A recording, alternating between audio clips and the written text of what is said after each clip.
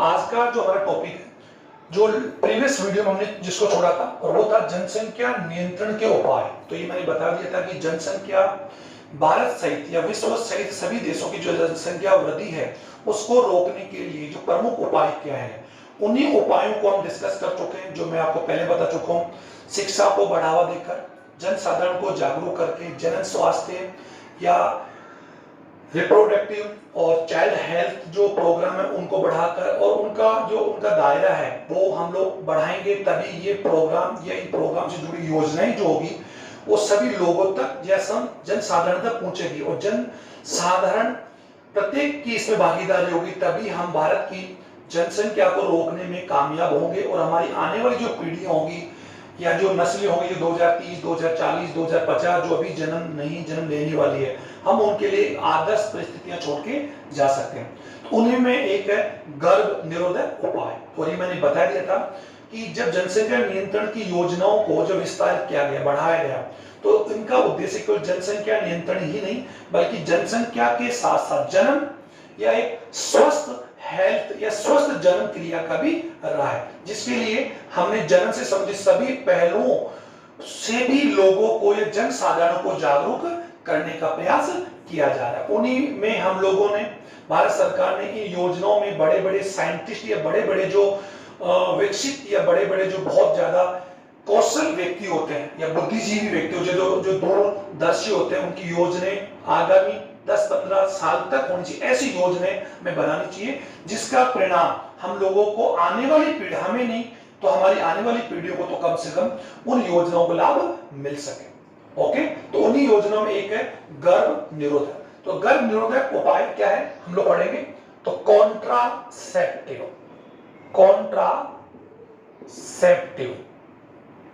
Method.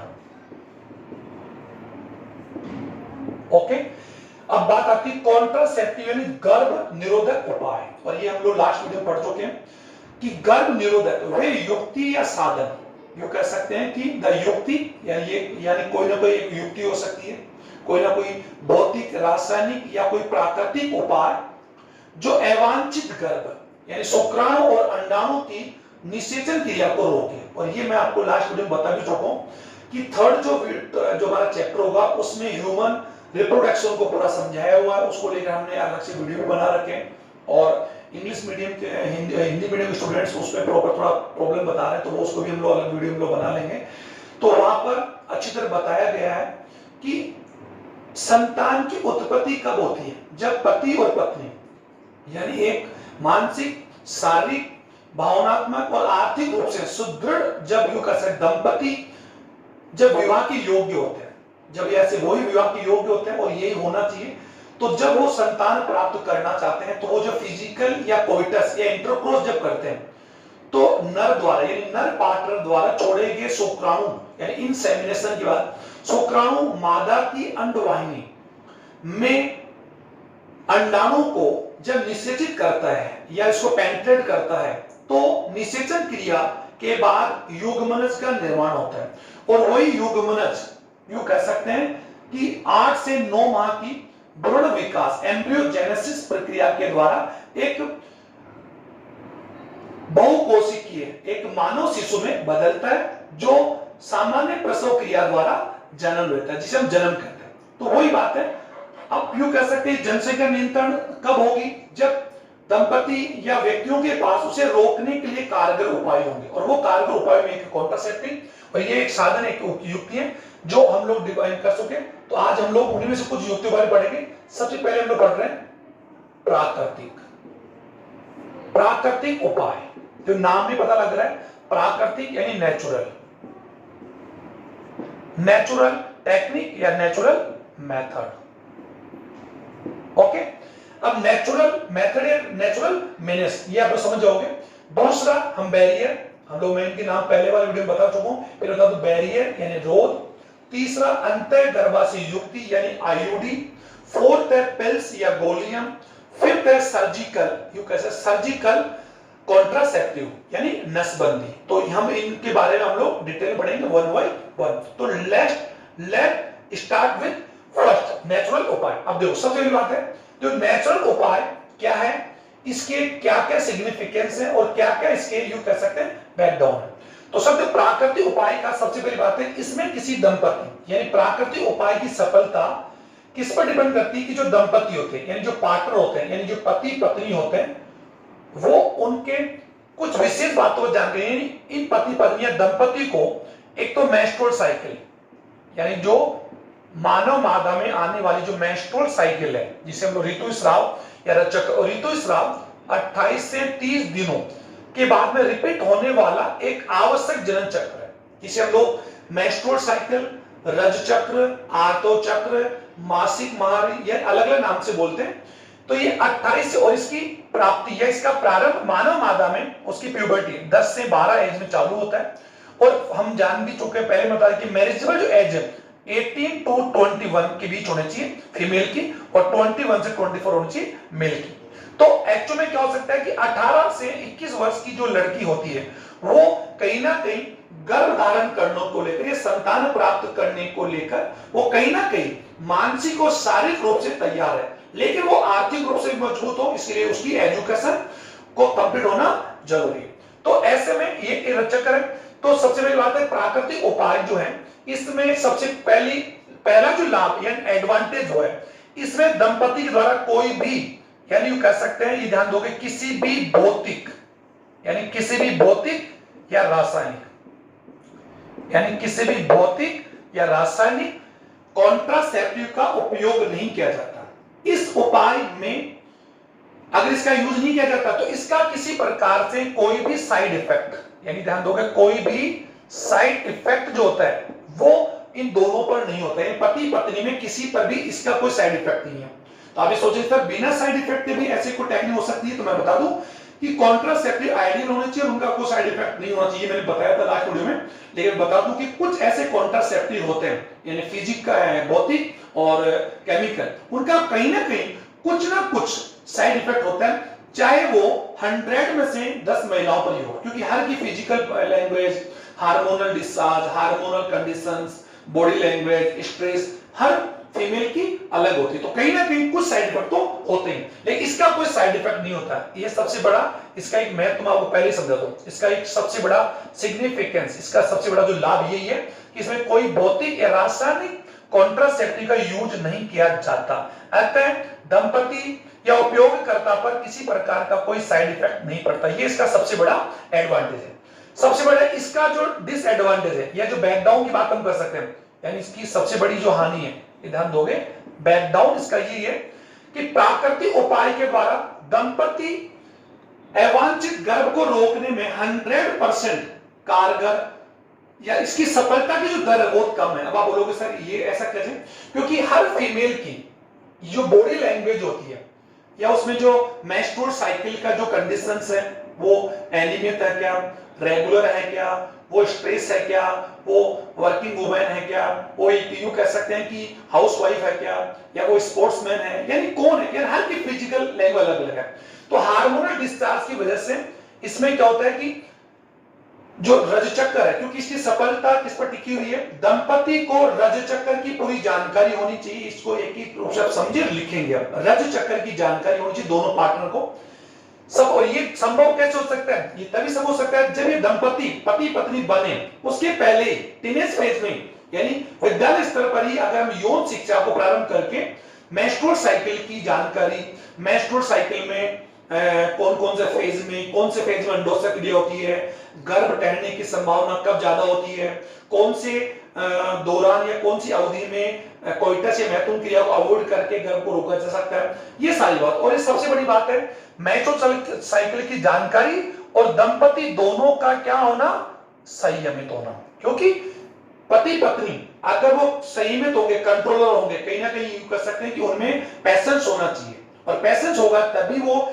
इस उपाय को अपना कर बिना किसी साइड इफेक्ट के अवांछित गर्भ को रोकने में कारगर सफल होंगे। तो अतः इसकी सफलता की जो दर है, ध्यान दो, सफलता की दर क्या होती है, कम होती है। इसको आप समझे कि भी बता दूंगा दर कम क्यों होती है, क्योंकि हर दंपति में ये उपाय कारगर हो ऐसा नहीं है, तो इसकी सफलता की दर थोड़ी कम है, क्योंकि इसकी सफलता टिकी हुई है दंपति के संयम पर, दंपति के विड्रॉल को यूं कह सकते हैं कि विड्रॉल संयम पर टिकी हुई है। और साथ इसकी जानकारी लिखी हुई, तो इसका लाभ और हानि दोनों बता दी। अब इस पर ये कर सकते हैं कि इसके प्राकृतिक उपाय को अपनाकर दंपति कैसे वो किया जा सकता है। तो प्राकृतिक उपाय में 3 प्रकार के ऐसे उपाय हैं। सबसे पहला अगर बात हम कर सकते हैं आवर्तिक संयम। आवर्तिक संयम जो नाम में आ रहा है, आवर्तिक संयम, ओके सर, यानी पेरियोडिक यू कह सकते हैं, एब्सेंस या एब्सिस्टेंस कह सकते हैं, यानी पेरियोडिक पीरियड के दौरान, पेरियोडिक एब्सिस्टेंस भी कह सकते हैं या एब्सेंस भी कह सकते हैं, सॉरी एब्सेंस, ओके।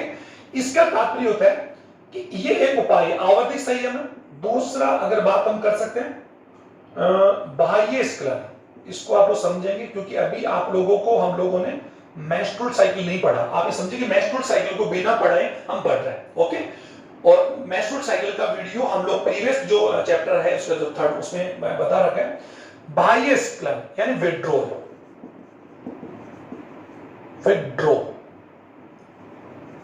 विड्रॉल या एक्सेशन यू कह सकते हैं, एक्सेशन एजेप्शन भी कह सकते हैं, ओके। थर्ड नंबर पर है स्तनपान, अनावर्तन, ओके, स्तनपान अनावर्तन, लैक्टेशन यू कह सकते हैं, लैक्टेशन एबिनोरिया, या लैक्टेशन यू कह सकते हैं, लैक्टेशन भी कह सकते हैं या लैक्टेशन यू कह सकते हैं, एबिनोरिया भी कह सकते हैं इसको। अब इसको आप देखिए, ये 3 ऐसे मेथड हैं जो प्रकृति में होते हैं। सबसे पहले आवर्ती संयम में क्या होता है कि अगर कोई दंपति यू कह सकते हैं अवांछित गर्भ, यानी वो अवांछित गर्भ या गर्भ नहीं चाहते हैं, गर्भ को रोकना चाहते हैं, वो चाहते हैं कि वो शादी के कुछ समय तक संतान नहीं चाहते हैं, या उनके संतान हो चुकी है तो संतान नहीं चाहते हैं, या उनकी एक संतान हो चुकी है 2 संतानों के बीच में कुछ गैप चाहते हैं, तो इस उपाय के भी रोक सकते हैं, लेकिन उसकी संभावना है भी और नहीं है। सबसे पहले बात यह कि आवर्ती संयम के अंदर क्या होता है कि अगर कोई दंपति रज चक्र के दौरान, क्योंकि रज चक्र किसी मानव मादा में 0 यानी 0 से लेकर 28 दिन कैसे पीरियड होता है, 0 का अर्थ होता है first day, second, third, fourth, fifth, 28 days के दौरान ये रज होता है। उसके बाद में नेक्स्ट सेकंड यू कह सकते हैं अगला रज चक्र चालू होगा। तो रज चक्र के दौरान क्यों यू कह सकते हैं कि 10 से लेकर 10 to 17 डे, एक बार ध्यान दें इसको समझें कि रज चक्र 28 से 30 दिनों में रिपीट होने वाला एक आवश्यक चक्र है जो 10 से 12 वर्ष में स्टार्ट होता है, जिससे हम लोग कह सकते हैं रजोदर्शन कहते हैं, और 45 से 50 वर्ष के बाद स्थायी रूप से बंद होता है, जिसे हम लोग मेनोपॉज या यू कहते हैं रजो निवृत्ति कहते हैं, जिसकी बात में रज चक्र का आना, ऋतुस्राव जिसे हम बोल सकते हैं, ऋतुस्राव। ये ऋतुस्राव है क्या चीज, इस दौरान मानव मादा की जो गर्भाशय है, इसको मैं इतना ज्यादा ब्रीफ नहीं जाऊंगा, मानव मादा की जो गर्भाशय यानी मानव मादा की जो गर्भाशय, गर्भाशय का एंड्रोमेट्रियम जो है यू कह सकते हैं ये गर्भाशय, इतने आप समझे, और इसका वीडियो में बना रखा है, ओके। और ये अंडवानी, और ये उसकी अंडवानी, ये गर्भाशय, ओके। तो गर्भाशय की एंड्रोमेट्रियम भित्ति यू कह सकते हैं टूट कर रक्त जब भी टूटेगी तो उसमें रक्त नलिका, रक्त के जो रक्त है, सेलेस्मा है, उपकला, कोशिकाएं हैं और मृत अंडाणु यू इसके पहले वाले, यानी इसके पहले वाले रसचक्र की जो अंडाणु है वो मृत रूप से वेजाइना से बाहर आते हैं, जिसे ऋतुस्राव या रजचक्र कहते हैं। लेकिन ऋतुस्राव का ये प्रारंभ फेज यू कर सकते हैं 2 से 6 दिन होता है, उसमें अलग अलग 4 फेज होते हैं रजचक्र में। तो इसमें क्या होता है कि 10वें से 17वें दिन तक अगर कोई पति पत्नी अपनी इंटरकोर्स पर या फिजिकल मैथुन क्रिया पर अगर वो संयम करते हैं और इस दौरान वो मैथुन क्रिया या कोइटस को फिजिकल कांटेक्ट को अवॉइड करते हैं, क्योंकि मैंने कहा था कि संयम पर डिपेंड करता है, संयम रखते हैं इस दौरान अगर फिजिकल कांटेक्ट नहीं बनाते हैं तो वो शायद अवांछित गर्भ को, क्योंकि इस दौरान ये बता दूं कि 10 से 17वें दिन अंडोत्सर्ग क्रिया होती है 14 दिन, तो इस दौरान या तो अंडोत्सर्ग क्रिया होती है या अंडोत्सर्ग क्रिया हो चुकी होती है। तो अगर इस दौरान अगर कोई दंपति है और ये अंडोत्सर्ग क्रिया किसमें होगी, मादा की मादा में होगी, ये तो कॉमन सवाल है, ये मादा की यू कहते अंडवानी और ये कौन है अंडाणु। और प्रत्येक रजचक्र के दौरान यू कहते प्रत्येक रजचक्र के दौरान अलग अलग कर्म चक्र दौरान यू कहते ग्राफ पूरे पड़ती है और अंडाणु बाहर आता है, और अंडाणु की क्रिया में अंडवानी की ये जो फैलोपियन ट्यूब की जो अगर भाग इफेंटिबुलम ये अंडाणु को उदरद्वार से कलेक्ट करती है और ये अंडाणु अंडवानी की भित्ति में संकुचन से गति करता हुआ यहाँ पहुंचता है। अगर इस दौरान दंपति ने मैथुन क्रिया कर ली तो वेजाइन में छोड़े गए शुक्राणु, जो वेजाइन द्वारा छोड़े गए शुक्राणु होंगे वो गति करते गति करते यहाँ पहुंच जाएंगे और निश्चित क्रिया कर लेंगे। तो अगर इस दौरान दंपति 10 से 17वें दिन क्या बोलते हैं कोइटस या फिजिकल कांटेक्ट नहीं करते हैं तो इस दौरान अंडाणु और शुक्राणु की निश्चित क्रिया नहीं होगी, और इस प्रकार उपाय करके दंपति अवांछित गर्भ को ठहरने से रोक सकता है। तो ये किस पर डिपेंड है? मेंस्ट्रुअल साइकिल के इंफॉर्मेशन पर और किस पर? पेशेंस या संयम पर। ओके, इसको समझ में आ गया। और ये अवधि, इस अवधि में अगर कोई दंपति संतान सुख चाहता है या गर्भधारण करना चाहती है तो ऐसे दंपति को यूं कह सकते हैं कि चिकित्सक या डॉक्टर के द्वारा 10 से 17 दिन या 10 से 17 दिन उन्हें फिजिकल या कोइटस करना ही या बनाना चाहिए। ओके, ताकि गर्भ करने की संभावना इस दौरान क्या होती है? ज्यादा। तो इस दौरान, और हम लोग यहाँ पर क्या कर रहे हैं? कॉन्ट्रासेप्टिव कर रहे हैं। तो इस उपाय के आवर्ती संयम के द्वारा इस अवधि के दौरान पति पत्नी अगर संयम करें तो अंडोत्सर्ग क्रिया हो चुकी है या होने वाली है तो उससे अंडाणु शुक्राणु की क्रिया नहीं होगी। और हम जानते हैं अंडाणु अंडोत्सर्ग के बाद में, अगर बात हम यूं कह सकते हैं, 1 से 2 दिन तक क्या रहते हैं? एक्टिव रहते हैं। ये ध्यान दोगे, 24 से 18 घंटे एक्टिव रहेंगे। ओके, और शुक्राणु बात हम कर सकते हैं, शुक्राणु कितने घंटे तक रह सकते हैं? 72 आवर्स तक रह सकते हैं। तो इस दौरान पति पत्नी को संयम रखना चाहिए। एक तो ये हो गया। सेकंड, अगर बात बाह्यस्खलन, ये एक सर यूं कहते हैं, ये प्राचीन एक वो तकनीक है, ध्यान सुनिए, ये प्राचीन तकनीक है जो आज के, अगर तकनीक में बात हम कर सकते हैं, आज से 10 से 15,000 साल पहले के जो दंपति हुआ करते थे, अगर बात हम कर सकते हैं 12,000 सालों से होमो सेपियंस है, उसके पहले की जो सेकंड प्रजाति की बात हम कर सकते हैं, पहले होमो इरेक्टस, होमो लेवल, वो भी सब तकनीक को अपनाया करते थे। लेकिन वो जनसंख्या कंट्रोल को लेकर नहीं, क्योंकि उस समय जनसंख्या की इतनी समझ नहीं थी। अब समझो 22 में क्या होता है? ये भी संयम पर डिपेंड करता है। अगर पति पत्नी, यानी कह सकते हैं कि अगर कोइटस या मैथुन क्रिया के दौरान अगर कोई पति, यूं कह सकते मैथुन क्रिया के दौरान वीर्य स्खलन या कह सकते वीर्य सेवन यानी एजाकुलेशन क्रिया के दौरान, यानी कह सकते वीर्य का स्खलन मादा की या अपनी पत्नी की वेजाइना में ना करके अगर सीमन को बाहर अगर यूं का विड्रॉल करता है तो ऐसे कंडीशन में शुक्राणु के अभाव में निषेचन क्रिया नहीं होगी, क्योंकि वीर्य सेचन की क्रिया के बाद ही शुक्राणु मूवमेंट कर। और हम जानते हैं एक एजाकुलेशन के दौरान मानव नर के द्वारा या नर पार्टनर के द्वारा मानव मादा के अंदर तकरीबन 20 से 40, अगर बात हम कर सकते हैं 20 से 40 करोड़ स्पर्म एजाकुलेट किए जाते हैं एट ए वन टाइम। ध्यान दोगे, और उनमें से फ्यूज केवल एक ही करेगा। तो अगर इस दौरान अगर वो संयम के दौरान पति पत्नी या जो यूं कह सकते मेल पार्टनर इस क्रिया दौरान अगर यूं कह सीमन को या वीर्य को मानव मादा की वेजाइना से बाहर अगर विड्रॉल करता है तो ऐसे कंडीशन को भी हम लोग क्या बोलेंगे? प्राकृतिक उपाय बोलेंगे। ये भी किस पर डिपेंड करता है स्टूडेंट? संयम पर। स्तंभ अनावर्तन, ये हमारा थर्ड टेक्निक है। इसमें क्या होता है कि हम जान सकते हैं कि मानव मादा में प्रसव क्रिया, ध्यान दीजिए, किसी भी मानव मादा की प्रसव क्रिया में अप्रोक्सीमेटली प्रसव क्रिया के बाद 2 से लेकर 6 माह तक, क्योंकि 2 से 6 माह तक यानी 1 से 6 माह तक मानव मादा अपने शिशु को क्या करवाती है? फीडिंग। और ये ध्यान देंगे कि जो जनन स्वास्थ्य के तहत जो फीडिंग स्तनपान करवाने, स्तनपान को लेकर भी प्रसव के बाद में जो मादाएं होती है उन्हें जागरूक किया जाना चाहिए, क्योंकि फीडिंग करवाकर मादा न केवल अपने शिशु का भरण पोषण करती, साथ ही फीडिंग करवाने से मादा में भी कई प्रकार की शारीरिक और मानसिक जो बीमारी होने से बच सकती है। अगर कोई मादा फीडिंग नहीं करवाती है तो उसके बच्चे का प्रॉपर पोषण नहीं होगा, और पोषण नहीं होने से बच्चे में मेरस्मस या क्वाशियोरकोर या पीएम या माल न्यूट्रिशन कई प्रकार के साइड इफेक्ट हो सकते हैं। तो कम से कम किसी मादा को प्रसव क्रिया के 6 माह तक तो कहीं ना कहीं फीडिंग करवाना चाहिए। उसके बाद दौरान उसे कहीं भी बच्चे को ऊपर का या कोई एक्स्ट्रा खिलाना नहीं चाहिए। उसके बाद में हम लोग 6 महीने के बाद दूध के साथ साथ हम बच्चों को कुछ उसके न्यूट्रिशन में कुछ ऐड कर सकते हैं। ये जानकारी भी RCH जो रिप्रोडक्टिव चाइल्ड हेल्थ प्रोग्राम जो है उसके तहत लोगों को जागरूक किया जा रहा है, जिसके दौरान जिसके साथ भारत के प्रत्येक गांव के अंदर या प्रत्येक कस्बों के अंदर जो सामुदायिक केंद्र हैं या प्राथमिक चिकित्सा केंद्र खोले गए हैं, वहां पर नर्सिंग कर्मियों की या आशा सहयोगी की जो नियुक्ति की जाती है, उनका मूल उद्देश्य ये है कि वो घर घर जाकर या इसी प्रकार के कार्यक्रम में कैंप लगाकर जनसाधारण या महिलाओं को स्तनपान करवाने का महत्व और स्तनपान करवाने या ना करवाने से होने वाले साइड इफेक्ट्स के बारे में अवगत करवाया जाता है। तो ध्यान दें, अगर कोई मादा, ये जानकारी होनी चाहिए सबको रहे भी, कि अगर कोई मादा 2 से 6 महीने तक यानी 1 से 6 महीने तक इस्तेमाल करवाती है तो उस दौरान उस मानव मादा के अंदर, यानी यूं कह सकते हैं कि जो मेंस्ट्रुअल साइकिल है, मेंस्ट्रुअल साइकिल और ओव्यूलेशन, ओव्यूलेशन का अर्थ होता है स्टूडेंट ध्यान दो, ओव्यूलेशन जो है अंडोत्सर्ग क्रिया, ये दोनों क्या होती है? रुकी होती है। ये ध्यान दीजिए आप लोग। देखिए सभी मादाओं में ऐसा होना जरूरी नहीं, क्योंकि मैं स्टार्ट बता दिया था, थोड़ा बड़ा हो रहा है।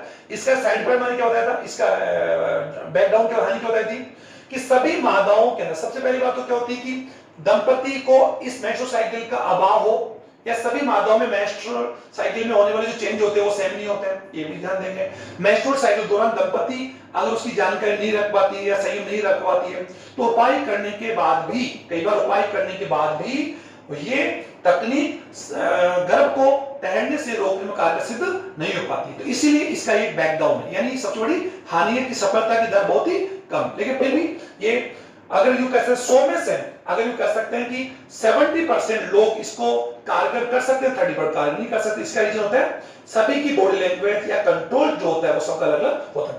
अब बात आती है इस दौरान 2 से 6 महीने तक ये क्रिया नहीं होगी। तो इस दौरान अगर कोई दंपति यूं कह सकते हैं अगर मैथुन क्रिया करते भी हैं, पहले बात तो प्रसव क्रिया के अप्रोक्सीमेटली 1 से 2 महीने तक वेजाइना या यूट्रस जो होता है प्रसव क्रिया बाद में अपनी पूर्व कंडीशन में आ पाता है। तो अतः इस दौरान तो कहीं ना कहीं दंपति को कोइटस या फिजिकल कॉन्टैक्ट अवॉइड करना चाहिए, लेकिन वो अगर 2 से 6 महीने तक वो अगर फिजिकल कॉन्टैक्ट करता है तो इसकी जानकारी रखकर भी वो अवांछित गर्भ से बच सकता है, क्योंकि इस दौरान मानव मादा में अंडाणु और रजचक्र नहीं होने की वजह से निषेध की संभावना न के बराबर होती है। लेकिन कई मादाएं ऐसी होती है, ध्यान दीजिए, जिनमें प्रसव क्रिया के 1 महीने या 2 महीने या 3 महीने या 4 महीने बाद लैक्टेशन के बाद भी रजचक्र चालू हो जाता है, और ऐसी कंडीशन में दंपति को जानकारी थी कि 6 महीने की, और इस दौरान अगर कोई दंपति कोइटस करते हैं तो वो ना चाहते हुए भी एक दूसरे गर्भ को तैयार करने के लिए तैयार हो जाते हैं। तो वो अवांछित गर्भ और उसकी जानकारी अगर उन्हें नहीं लगती है,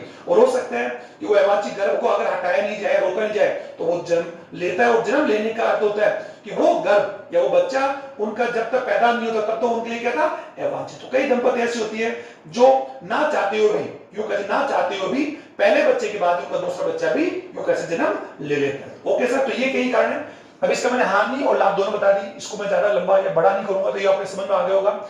सेकंड यानी प्राकृतिक बात, दूसरा इसका है रोध। जल्दी जल्दी हम इसको करेंगे बैरियर। ओके, बैरियर, रोध। अब ध्यान दो रोध एक्चुअली क्या होता है, इसको ध्यान दो। रोध सबसे पहली बात होगी, ये किसी प्रकार भौतिक रबड़ या लैटेक्स, रबड़ या लैटेक्स के बने होते हैं, और भौतिक किससे बने होते हैं, थिन। थिन यानी इट इज या these are made up of thin रबड़ एंड लैटेक्स। ओके सर, और ये जो बैरियर्स होते हैं ये 2 टाइप के होते हैं, मेल और फीमेल दोनों के द्वारा इनका यूज किया जाता है, मेल और फीमेल। अब इनमें यूं कैसा रबड़ से बने हुए लैटेक्स होते हैं, इनमें अगर इनका एग्जांपल की बात हम करें, इनमें एग्जांपल्स हम लोग ले सकते हैं, जैसे कि निरोध या फिर कॉन्डम, ये ध्यान दें। अब इसको लेकर थोड़ा सा स्टूडेंट आप लोग थोड़ा सा हेजिटेट नहीं हो, आप ये सोच रहे होंगे सर किस प्रकार वर्ड का यूज कर रहे हैं, यही वो अवेयरनेस है, और यही अवेयरनेस या एजुकेशन है जिसकी जानकारी अगर किसी भी जन साधन को होती है तो वो उनका उपयोग करके अवांछित गर्भ से बच सकते हैं, और साथ ही कॉन्डोम या निरोध, और मैं बता दूं कि कॉन्डोम इसका एग्जांपल है, लेकिन निरोध भारत सरकार द्वारा बनाया गया एक सबसे पहला एक कॉन्डम था जो सबसे लोकप्रिय ब्रांड है, यानी अगर बात हम करें सबसे पहला। लेकिन आज तो कई मेडिकल एजेंसियां हैं, कई फार्मा जो इंस्टीट्यूट हैं, वो कई प्रकार के कॉन्ट्रासेप्टिव या कई प्रकार के कॉन्डम्स बना रहे हैं। ओके सर, अब बात आती है कि ये वो कॉन्ट्रासेप्टिव है या वो बैरियर है सर जो अवांछित गर्भ, यानी इसका यूज नर द्वारा भी किया जाता है और मादा भी, अभी समझाऊंगा। तो अगर पति पत्नी में दोनों में से अगर कोई इनका यूज करता है तो सबसे पहला फायदा तो ये होगा कि इनका यूज करने से क्या होगा कि नर के पेनिस पर इनका अगर यूज किया जाता है तो मैथुन क्रिया के दौरान शुक्राणु को मादा की वेजाइना में जाने से रोका जाता है। और मैं बार बार कह रहा हूं कॉन्ट्रासेप्टिव क्या होंगे, जो क्या करते हैं, दीज हेल्प, यू कह सकते हैं कि बैरियर, यू कह सकते हैं mating between ovum and sperm, शुक्राणु और अंडाणु की जो मैटिंग को रोके या उनके इसको रोकने वाले को हम कॉन्ट्रासेप्टिव बोलते हैं। तो और साथ ही अवांछित गर्भ को रोकते हैं, और साथ इनका यूज करने से जो दंपति होती है वो एसटीडी यानी सेक्सुअल ट्रांसमिटेड डिजीज से भी सुरक्षित रहते हैं। तो कॉन्ट्रा यानी कॉन्डोम एक वो है कि अगर कोई व्यक्ति एक से अधिक महिलाओं के साथ या एक से अधिक पार्टनर के साथ अगर संभोग करता है, माना जा रहा है उसका इसका एक हैबिचुअल जो नेचर है, तो ऐसी कंडीशन में अगर वो असुरक्षित की जगह सुरक्षित यानी कॉन्डम का यूज करके किसी भी महिला पार्टनर के साथ अगर वो संभोग बनाता है तो अवांछित गर्भ के साथ साथ यौन संक्रामक रोगों से भी बचा रहता है। तो ये एकमात्र ऐसा कॉन्ट्रासेप्टिव जिसका यूज अगर बात हम करते हैं तो डबल टाइम है, इसका यानी दोहरा उपयोग है, यानी this is A double use, ये आप समझेंगे। और एक बता सकते हैं वह कौन सा कॉन्ट्रासेप्टिव है जो अवांछित गर्भ को रोकने के साथ साथ यौन संक्रामक रोग एड्स, सिफिलिस, सुजाक, गोनेरिया, हेपेटाइटिस आदि बीमारियों की रोकथाम, क्योंकि अगर कोई भी कॉन्ट्रासेप्टिव या लेटेक्स यानी कहते हैं ये लेटेक्स से बने होते हैं, इस प्रकार ये ऐसे मानो, तो ये अगर बने यानी इनका यूज होने के बाद क्या होगा कि ये विशेष प्रकार के लेटेक्स बने होते हैं, लेकिन ये जो यौन संक्रामक डिजीज के वायरस या बैक्टीरिया या कोई भी पैथोजन होता है उसको भी एक्चुअल में क्या होता है इंटरकोर्स के दौरान क्या करते हैं, ट्रांसमिटेड होने से क्या करते हैं, रोकते हैं। ओके, अच्छा अब बात आती है कि इनका यूज अगर फीमेल मेल करता है तो ये वन टाइम यूज होते हैं यानी यूज एंड थ्रो होते हैं। फीमेल के द्वारा यूजेज जो होते हैं, फीमेल द्वारा यूजेस की जो कॉन्डोम्स होते हैं उनमें एक होता है डायफ्राम। अगर बात हम करें डायफ्राम, डायफ्राम ये फीमेल की बात चल रही है, फीमेल कॉन्डम्स हैं जिनका यूज फीमेल द्वारा किया जाता है, फीमेल मैंने बता दी है। डायफ्राम है, एक यू कह सकते हैं सर्वाइकल यानी सर्वाइकल कैप, यानी डायफ्राम गर्भाशय गिरवा, और एक है वॉल्ट, सॉरी वॉल्ट यानी एक कुछ डायफ्राम गर्भाशय गिरवा यानी गर्भाशय गिरवा कैप भी कह सकते हैं।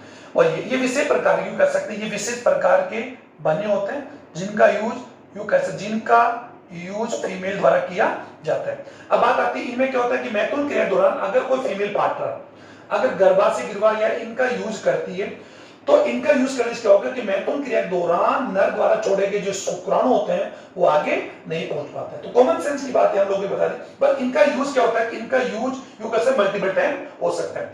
मेल कॉन्डम या मेल जो यू कह सकते हैं कॉन्ट्रासेप्टिव उनका यूज केवल वन टाइम होता है और ये कई टाइम इनका यूज किया जाता है। अब अगर इनका यूज की बात हम करें तो सबसे बड़ा यूज तो ये होता है कि एक तो क्या होता है कि इन बैरियर्स का ये फिजिकल होते हैं, एक बात ध्यान, इनका कोई साइड इफेक्ट नहीं होता है, नंबर वन।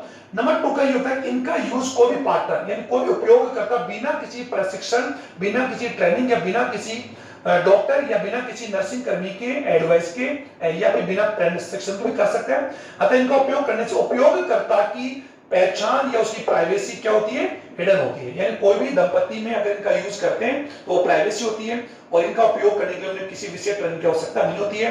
साथ ही ये कॉन्ट्रासेप्टिव क्या करते हैं, एसटीडी डिजीज से भी बचाते हैं। ये सबसे इंपॉर्टेंट, आप इसको आप ये नहीं सोचें कि कॉन्डम सर बोल रहे, बात ही बोले कि इनका यूज किसमें, एसटीडी रोगों के कंट्रोल में भी है। ओके, अब सबसे पहली बात बता दी, इनका उपयोगकर्ता से इनकी पहचान छिपी होती है, इनका यूज बिल्कुल इजीबल है और ये यूज एंड थ्रो होते हैं, इनमें मल्टीपल टाइम यूज है। इनके यू कह सकते हैं इनके प्रभाव इफेक्ट को बढ़ाने के लिए या 100% करने के लिए कई प्रकार की क्रीम यू कह सकते हैं, स्पर्मिनल क्रीम भी आती है यानी शुक्राणुनाशक क्रीम, कई प्रकार की क्रीम आती है, शुक्राणुनाशक क्रीम भी आती है।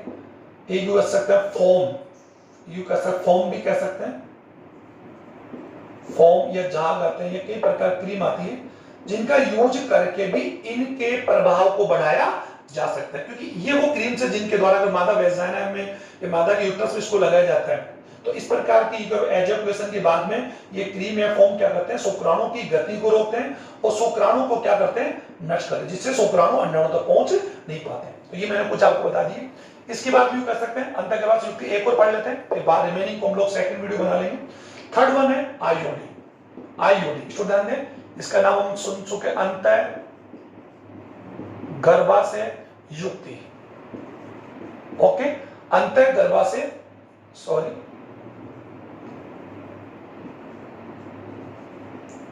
अंतर गर्भाशय युक्ति। अब इसका फुल नेम आप जानते ही हैं, अंतर या इंट्रा यूटेराइन डिवाइस। ओके, सबसे पहली बात आती है ये सभी कॉन्ट्रासेप्टिव में से बात हम कर सकते हैं, ये एक्चुअल में रासायनिक होती है, यानी इसका नेचर किस प्रकार होता है, रासायनिक होता है। और सबसे इंपॉर्टेंट बात ये होती है कि ये किसी भी दंपति के बच्चों में अंतर रखने के लिए, यानी अगर कोई दंपति अपने बच्चों में अंतर रखना चाहती है, मिनिमम 2 से 3 साल का, 4 साल का या 5 साल का अंतर रखना चाहती है, तो ये सबसे ज्यादा यू कह सकते हैं पॉपुलर या सबसे एक इफेक्टिव कॉन्ट्रासेप्टिव, यानी बच्चों में अंतराल या बच्चों में गैप रखने के लिए, अगर यू कह सकते हैं कि इफ ए पार्टनर या इफ ए यू कह सकते हैं कि couple want a sufficient gap between two offsprings, यानी दो बच्चों के बीच में अगर वो सफिशिएंट गैप चाहते हैं तो दे शुड, यानी यू कह सकते हैं कि उन्हें they should use this contraceptive, इसका यूज करना चाहिए। ओके, तो ये ध्यान दोगे, इसलिए ये सबसे ज्यादा प्रभावी और लोकप्रिय, ये ध्यान दोगे आप। अब बाद में देख लेंगे बच्चों में अंतर रखने के लिए, बच्चों में के लिए बोला मैंने और प्रभावी के लिए बात करें, पर बच्चे सभी अपने जो इफेक्टिव है, ये बच्चों में अंतर रखने के लिए ये सबसे ये वो मेथड है। ये एक वो टेक्निक है जिसका कोई भी दंपति स्वयं नहीं, बल्कि इसमें क्या होता है कि प्रशिक्षित यानी कर सकते हैं, यानी ये इसका उपयोग, यानी इसका किसी दंपति, हाँ सबसे बड़ी बात है, इसका उपयोग दंपति में से केवल किस पर किया जाता है, महिला द्वारा किया जाता है, महिला द्वारा ही इसका उपयोग किया जाता है। तो महिला के गर्भाशय, ये मैंने बता भी दिया था आपको कि महिला के जो गर्भाशय की बात हम लोग कर सकते हैं।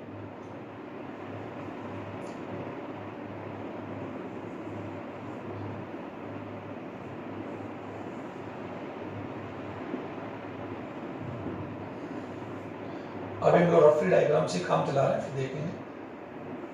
ये सिंपलेक्स यूट्रस और ये गर्भाशय गिरवा और ये गर्भाशय की बॉडी, ओके, और ये कौन है, ओविडेट, अंडवाहिनी, ओके। तो इस और ये वेजाइना, और ये मैं आपको बता दूं कि ये फीमेल के इंटरनल सेक्स रिप्रोडक्टिव ऑर्गन्स है। ये एक्चुअली क्या विजुअल नहीं होते हैं, दीज नोट आर विजुअल, ये विजुअल नहीं होते हैं। और ये जो वेजाइना होती है, ये वेजाइना भी यूं कह सकते हैं कि विजुअल पार्ट में होता है। मानव मादा का जो विजुअल पार्ट है, यानी जो विजुअल यू कैसे जेनिटल पार्ट है, वो वल्वा ये भाग कहलाता है, लेकिन ये इंटरनल, ओके सर। तो इसमें क्या होता है कि प्रशिक्षक, नर्स या डॉक्टर के द्वारा जो दंपति संतान नहीं चाहते हैं या कुछ समय के संतान में गैप चाहते हैं, तो इनमें क्या होता है कि एक विशेष प्रकार के डिवाइस को मादा के ये गर्भाशय का नीचे पर जिसे बोलते हैं गर्भाशय यूट्रस गिरवा, यानी गर्भाशय गिरवा, और गर्भाशय गिरवा आगे वेजाइना खुलती है, और वेजाइना 6 से लेकर 10 सेंटीमीटर लंबी एक यू कह सकते हैं, एक नैरो, यानी कह सकते हैं एक नैरो एक यू मार्ग होता है जिसमें सेरस में कोशिका पाई जाती है, हम लोग बात देख लेंगे। तो यहाँ पर क्या होता है, इसी प्रकार डिवाइस मादा की वेजाइना के या गर्भाशय यूट्रस सर्विस के बाद ये वेजाइना में विशेष प्रकार के एक लूप को, एक विशेष प्रकार के बैरियर को लगाया जाता है, और वो बैरियर इसलिए इसका नाम क्या पड़ा, अंतः गर्भाशय, यानी गर्भाशय, यानी मानव मादा की वेजाइना के आगे जो मानव मादा के गर्भाशय का जो सर्विक्स पार्ट है, क्योंकि गर्भाशय के 3 पार्ट होते हैं, बॉडी, अगर बात हम करते हैं फंडस, और ये गर्भाशय गिरवा यानी सर्वाइकल, गर्भाशय के सर्विकल सर्विक्स में कह सकते हैं। तो गर्भाशय के सर्विक्स में एक इसी प्रकार का बैरियर लगाया जाता है।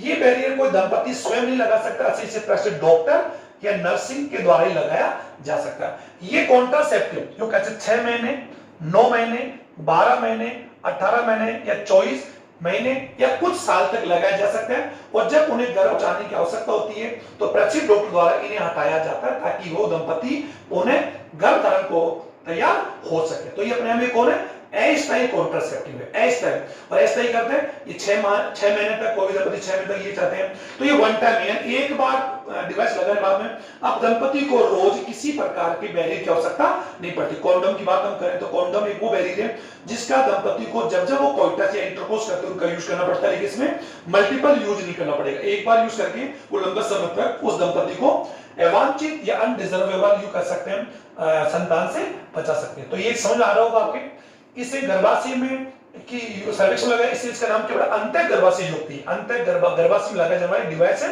जो शुक्राणु एजाकुलेशन के दौरान जब शुक्राणु को छोड़ा जाएगा वेजाइना में, तो शुक्राणु उस बैरियर से आगे मूवमेंट नहीं कर पाएंगे। ये ध्यान दीजिए, इतना समझ लिया आपको कि ऐसे मानो तो ओके सर। तो ये एजाकुलेशन करना, शुक्राणु आगे जा रहे हैं तो ये बैरियर को रोक लेगा, ओके। तो ये बता दें आपको। अब ये जो आईयूडी होती है अंतर्गत, ये 3 प्रकार की होती है इनका। सबसे पहला अगर बात हम कर सकते हैं, सबसे पहला है औषधि रहित, औषधि रहित आईयूडी, ये ध्यान दो, औषधि रहित आईयूडी।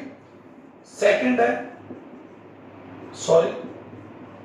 तांबा मोचित, तांबा स्रावित आईयूडी, अंतर्गर्भाशय आप समझ रहे हो। और थर्ड है हार्मोन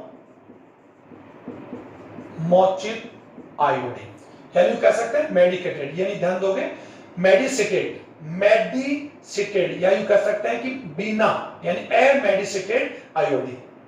यानी इसका एग्जाम्पल बात कर सकते हैं, इस प्रकार की आईयूडी, इस प्रकार के डिवाइस जो होते हैं वो किसी प्रकार से औषधि या किसी रासायनिक पदार्थ से बने हुए नहीं होते हैं। इसमें जनरली क्या होता है कि मादा की जो यूं कह सकते हैं कि मादा का जो भी मैं बता दी, मादा का जो सर्विक्स पार्ट है उसमें इसी प्रकार के लिपस, ये लिपस से बने हुए लूप को, लिपस से बने हुए लूप को गर्भाशय की सर्विक्स में लगा दिया जाता है, जिससे शुक्राणु आगे मूवमेंट ना करके जा सके। ये ध्यान समझ आ रहा है। इसका एग्जाम्पल अगर बात हम करें, इसका एग्जाम्पल होगा लिपेस लूप। लूप आप जानते हैं पास को बोलते हैं, लूप आप सुनोगे इस प्रकार लूप है ना, आप जानते हो लूप एंड पास, ओके, ये तो आप जानते हो लूप ऐसे, ओके।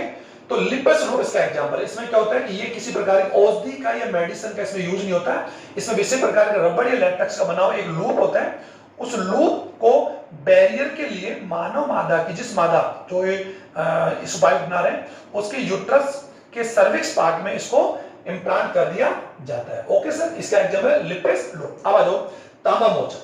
तांबा मोचक क्या होगा, वह आईओडी, वह अंतर्गर्भाशय युक्ति जो यू कह सकते हैं किसका रिलीज करेगी, कॉपर का। ये ध्यान दोगे, ये कॉपर की बनी होगी, ध्यान कॉपर से बनी होती है और ये टी आकृति की। तो इसका सबसे बड़ा एग्जांपल अगर बात हम कर रहे हैं तो क्या होगा, copper T.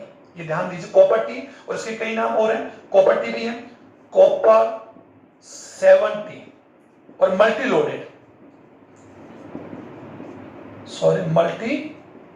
Loaded 375 copper T. ये ध्यान दीजिए आप लोग, ये मैंने एग्जांपल बता दिए, ये 3-4 प्रकार की हो सकती है। एग्जांपल में दिख रहा है कॉपर टी। अब सबसे पहली बात क्या होगी, ये मोचित का अर्थ है सीक्रेटेड, यानी कह सकते हैं कॉपर सीक्रेटेड या सीक्रेटेड आयोडीन, यानी वह आयोडीन, वह अंतर्गर्भाशय युक्ति जो कॉपर की बनी होती है और टी आकृति, यानी कॉपर की बनी हुई और टी आकृति की, यानी टी आकृति की बनी होती है, ध्यान दें ऐसे, ओके। इस टी आकृति बने हुए लूपस को, कॉपर बनी इस लूप या इस प्रकार के बैरियर को मानव मादा के, टी में पहले था मानव मादा का जो कह सकते हैं सर्विक्स भाग है, उसमें यहाँ पर लगाया जाता है। ये कॉपर की बनी होती है और टी आकृति की होती है, ओके। और कॉपर बनी होती है, क्या रिलीज करेगी, कॉपर। तो ये कॉपर आयन जब रिलीज होंगे तो एजाकुलेशन के बाद में जब ये शुक्राणु आगे मूवमेंट करेंगे तो ये कॉपर क्या करेंगे, इन शुक्राणु को क्या करेंगे, भक्षण, यानी शुक्राणु का क्या करेंगे, भक्षण करेंगे। साथ ही शुक्राणु की गति को ये क्या कर देंगे, कम कर देंगे। और साथ ही मानव मादा की वेजाइना में जो यहाँ सेलेस्मा होता है, मानव मादा सेलेस्मा, क्योंकि सेलेस्मा का आंतरिक स्तर किससे आउट होता है, सेलेस्मा से। इधर तो सेलेस्मा झिल्ली होती है, सेलेस्मा कोशिका होती है जिनमें ग्लाइकोजन होता है, और यहाँ पर विशेष प्रकार का लैक्टोबैसिल बैक्टीरिया होता है जो ग्लाइकोजन का कन्वर्ट करके अम्लीय फेज बनाता है, जो यहाँ पर वेजाइना में बैक्टीरियल इंफेक्शन को रोकते हैं। ये ध्यान दोगे आप लोग, ओके। तो ये यहाँ पर क्या होगा कि सेलेस्मा के का जो स्राव होगा उसको भी क्या करेगा, कम करेगा। इस प्रकार से कॉपर टी क्या करेगी, शुक्राणु का भक्षण करके, शुक्राणु की गति को कम करके अवांछित गर्भ को रोकने में क्या करते हैं, मदद करते हैं। तो शुक्राणु जब गति नहीं कर पाएंगे तो शुक्राणु कहां नहीं पहुंच पाएंगे, अंडवाद नहीं पहुंच पाएंगे। तो मैंने बता दिया कि निषेध क्रिया करने के लिए शुक्राणु को गति करके कहां जाना पड़ता है, अंडवानी के इस भाग में जिसका नाम होता है एम्पुला।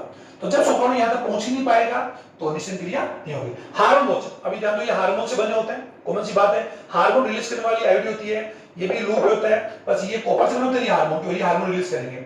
हार्मोन रिलीज करने में इनका एग्जांपल बात हम कर सकते हैं, जैसे LNG20 और प्रोजेस्टेरोन,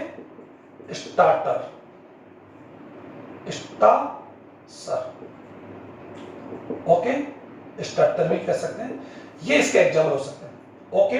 LNG20 और प्रोजेस्टेरोन, ये दो एग्जांपल हैं जो लूप के बने होते हैं, लेकिन ये हार्मोन की जगह हार्मोन रिलीज करेंगे। और हार्मोन क्या करेंगे, सिंपल सी बात है, गर्भाशय में रोपण क्रिया, अगर जाना मान जा रहा कि निषेध क्रिया हो भी गई, सोचिए अगर शुक्राणु यहाँ पहुंच भी गया और निषेध क्रिया हो भी गई, तो ये गर्भाशय की भित्ति को रोपण क्रिया से क्या करते हैं, रोकते हैं। शुक्राणु की गतिशीलता को कम करते हैं। वेजाना के सेलेस्मिया जो माध्यम होता है उसको क्या करते हैं, डेंस करते हैं, ताकि शुक्राणु क्या नहीं कर सके, मूवमेंट नहीं कर सके। इस प्रकार ये तीनों वो युक्ति हैं, वो बैरियर्स हैं, वो डिवाइसेज हैं जो मादा के गर्भाशय के सर्विक यानी सर्वाइकल पार्ट में, गर्भाशय गिरोवा जो मैंने अभी डायग्राम में बताया, तो वहां पर इसको इम्प्लांट किया जाता है। और जब ये दंपति संतान प्राप्त करना चाहते हैं तो इन डिवाइसेस को प्रशिक्षक डॉक्टर के द्वारा हटा दिया जाता है, ताकि ये मानव मादा या दंपति पुनः संतान उत्पन्न करने के लिए वापस सर्वाइव कर सके, कैपेबल हो सके। तो ये 3 डिवाइस ये मैंने आपको बता दिए। इनका किस प्रकार यूज मैं बता दी कि कोई इनका एग्जांपल इधर इंपॉर्टेंट ये है कि अंतर्गर्भाशय युक्ति क्या है, बच्चों में प्राप्त रखने के लिए इसका एडवांटेज ये है कि ये एक कारगर है, इसका कोई साइड इफेक्ट नहीं होता। कई बार रेयर कंडीशन में कई बार साइड इफेक्ट हो सकता है, अगर बात हार्मोनल काम होता तो जैसे उल्टी होना, जी घबराना, है ना, रक्त चक्र का अनियमित हो जाना, कई बार ऐसा साइड, लेकिन ये जो है सब में, ये 100 में से 2 या 3 महिलाओं में हो सकता है, या हो सकता हो भी नहीं, तो ये डिपेंड है। ओके, तो ये मैंने बता दिया आपको। तो ये आज हमने कॉन्ट्रासेप्टिव को 3 हमने टाइप पढ़े।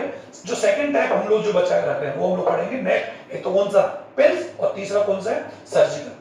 पांचों कौन सा है, सर्जिकल। तो स्टूडेंट इसको कवर कर लेंगे और इसमें छोटे छोटे क्वेश्चन आप बना लेंगे। जैसे मैंने आपको बता दिया वह कौन सा कॉन्ट्रासेप्टिव है जो अवांछित गर्भ के साथ साथ यौन संक्रामक रोगों से भी बचाव करता है, तो वहां पर आएगा कॉन्डोम या बैरियर या रोध आएगा।